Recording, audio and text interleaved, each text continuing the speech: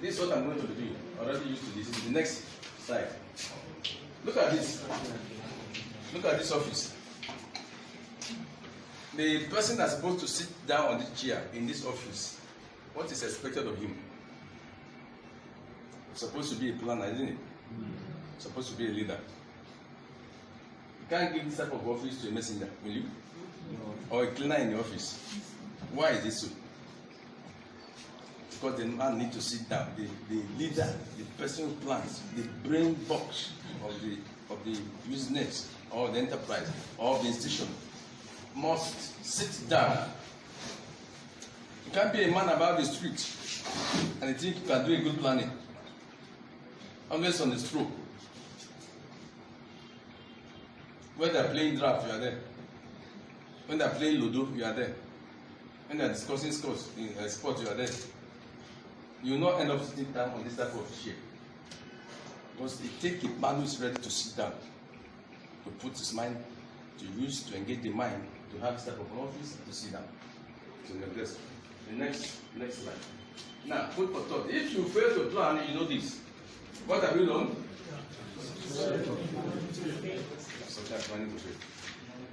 So whether you're going to succeed or fail is in your hand. You can't hold God responsible, except you want to become irresponsible. So, the reason why you are failing, whenever you are failing, you didn't plan. That's the importance of this teaching. See the other one. If you aim at nothing, what will you do? You hit at nothing accurately. I put the word accurate so that the meaning can come out. Anytime you see yourself planning and nothing, you hit it. And please have yourself to blame. And not Buhari, not Jonathan, not the passenger, and not your parents. Not even God. How can you're playing a tournament on the soccer field and there's no goal post and you want to determine the champion? It's not possible. Next slide. So for introduction, I want to say that the beauty of any plan is not in the plan, but in what? It is in what is done with it. The taste of pudding is not in the what? It's in the eating. The taste of pudding is not in the pudding, it's in the eating of the pudding. So that to have a beautiful plan does not make any sense.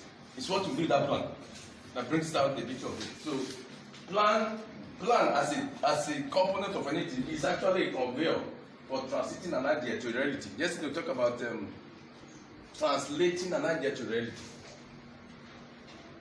Translating an idea to reality. A plan is a conveyor where this can happen. And so it is the way to go. You must plan. Now, planning is not just the 2020, the 2050 target. Every day of your life.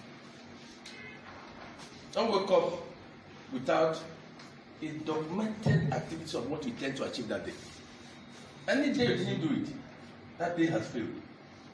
And it is this little failure that amount to your total life failure. And listen to me. So if I ask you now, today, did you plan about what you will do? I will see many hands. Oh, I plan on what to do today. But if I ask you, did you document it? The percentage will go down. And so that's what we are talking the first one, that if you fail to plan, if you didn't plan for what to achieve today, what to do today, you have planned to have a fail and a failure today. And it's on your desk, it's on your lamps. I hold them responsible for your failure of today because you did not plan to not succeed. Okay? So, next page. What's a plan? And we are discussing like a business plan. What's a plan? It's a document. Let me start from there. What's a document? What's a document? Man. What is a document? It's a written record. A written record. It's written. The word I'm looking for is written. So a document showing series of steps to be carried out or goals or target to be achieved of a development project. It's a plan. Written. The word here is written. I teach extension planning and evaluation in the university, PhD and master's class. First thing I do when I come to class every year is this. Hey, look at me here. 2020. If you are in this class and you have a plan for 2020, let me have your hand. 100%. Are you listening to me? I mean, I'm talking of PG class. Adults. Some of them are managers, doesn't come to office. I mean to class.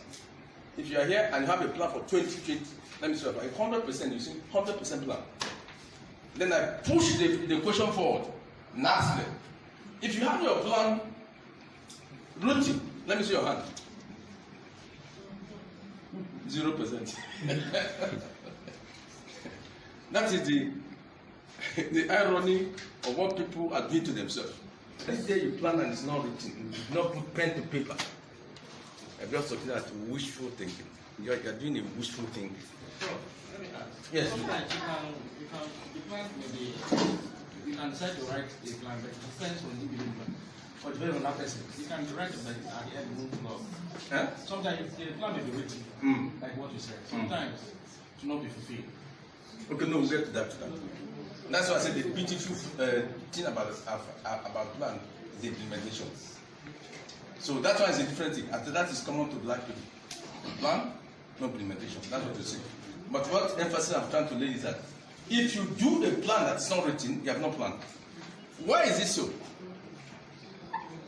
Because you are just doing verbal thinking, verbal intelligence. Verbal intelligence. Soft. It's like, let me demonstrate what this young man is doing. Look at this young man. You see what he's doing? Camera. If I point this camera to you, it does a still photo. See this demonstration. I want everybody to see this. Why I want to implement. Look at this phone in my hand. Look at this phone in my hand. This Samsung phone. Galaxy A10. It has a still camera, a still photo camera. It has. So if I on the camera and I start pointing at you like this, I'll see all of you. Won't I see? Huh? If I move from here and go here, I start seeing these ladies. But as long as I didn't press the snapshot, are you captured? No. Can I go and print it? No. So I've not done anything. That is what you do when you are doing planning that is not written. And just find out people didn't snap it. You didn't capture it. So your plan becomes captured when it is written. So you want to snap this house and you want to go and print it so I can go carry it to the brother and tell them that we did it. And I just do like this, do like this, do like this. And I didn't snap it. I didn't capture it. If I go, can I print it?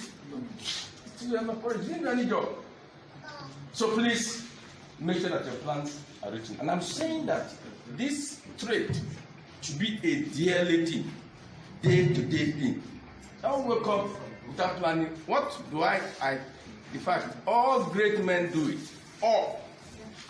I told you yesterday about that. All great men have a minimum of 30 minutes to sit down,